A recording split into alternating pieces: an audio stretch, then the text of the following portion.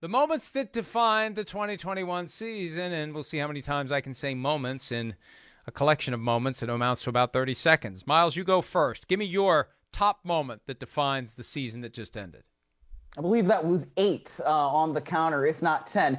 And my moment, my first one, is going to be Aaron Donald in Super Bowl 56, ending the game effectively with his third down stop and then the fourth down stop. It was one of those legacy-defining moments. And having talked to Aaron Donald for 5 years in locker rooms, he always used to say big-time players make big-time plays in big-time situations and big-time games. And that is exactly what he did right there to get Samaje Perine on third down and then to come in on fourth down. If you watch that mic'd up, you see Sean McVay, once they get into shotgun, he goes, man, I think Aaron Donald's going to make a play right here. He comes in the backfield, he flings down Joe Burrow, ball is incomplete, and the Rams are Super Bowl champions. That to me is the moment that defined the 2021 season. I agree with you completely, and if Aaron Donald hadn't gotten to Joe Burrow, Jamar Chase wide open down the right sideline because his feet got tangled with Jalen Ramsey's, and Ramsey's hit the deck. For me, the thing that I'm always going to remember, because I think it's going to cast a cloud over the 2022 season and everything that Mike McCarthy, the Cowboys head coach, does. The fateful draw play at the end of the Cowboys-49ers game when the goal was to get closer for a more manageable throw to the end zone. Dak Prescott goes a little farther than he should have, gets up. They don't get out of the way for the umpire, who is hustling to get in position to touch the ball. Dak gives it to the center instead of hands it to the umpire. The umpire can't get through Dak, who doesn't get out of the way. They claim they practice this every week. C.D. Lamb said otherwise when we interviewed him last week. They clearly didn't practice it with an umpire on the field to simulate that very critical aspect of it. He's the most important guy in that entire play, the umpire, getting in position so the ball can be snapped and spiked with time left on the clock. That is the play that Mike McCarthy will not be able to live down and could contribute to him being out after this year unless he has a much better season, Myles, than he did in 2021.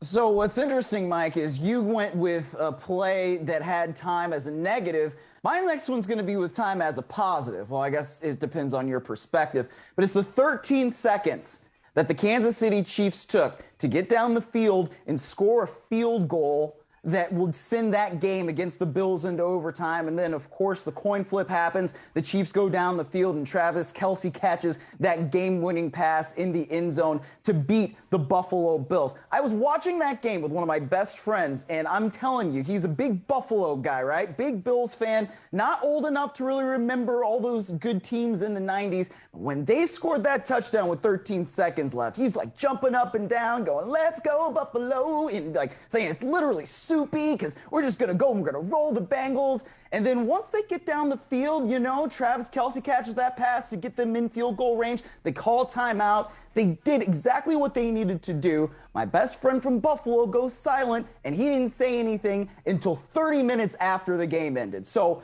that tells you from a fan perspective how soul-crushing it was. I can only imagine how soul-crushing it must have been for the Bills as players, coaches, and organization in general. It's going to be real interesting to see how they can recover from that next season, because everything they did in the offseason leading up to the 2021 season was about beating the Chiefs. They couldn't hold it for 13 seconds to do it. It really was a fascinating moment, and also it sets the stage for potential changes to the postseason overtime procedure for 2022. Not regular season, but postseason, and it's as simple as the Bills would have gotten a chance, and if the Chiefs had scored 7 points on that opening drive, the Bills would have had to decide if they scored their touchdown, go for 2 in the win, or kick off and allow the Chiefs to win if they score either a field goal or a touchdown. For me, Tom Brady going back to New England and winning there in his return, his final game in Foxborough after leaving the Patriots, winning a Super Bowl.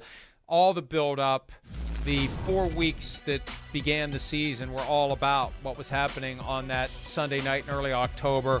It felt like a playoff game. It almost felt like a Super Bowl, Myles, and the Patriots had a chance late. I'm still astounded that the Patriots opted for the long field goal instead of giving Mac Jones a chance to get a first down on the fourth down play that preceded the field goal where did the field goal stoink and not go in? What happened to that field goal? Did it hit the uprights?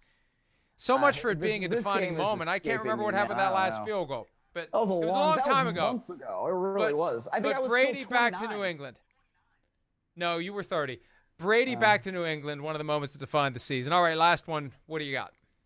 Let me get the Colts, because there are so many that we could go, but I think the Colts losing to the Jags in Week 18 was such an embarrassing loss for that franchise. It really sets up things for change here in 2022. I mean, you had Jonathan Taylor, who was an MVP candidate, and I say that with air quotes, because, I mean, what was he doing that really was MVP worthy? But they were the darlings, right? Oh, Carson Wentz, he might be fixed. And then they go to the Jaguars, they go to Jacksonville, and as they have every game that they've played in that stadium since 2014, they pee down their leg, they can't get it done, and now Carson Wentz may be out, and Frank Reich and Chris Ballard may be on the hot seat heading into 2022. It is really a real just change-making game that they lost there in Jacksonville.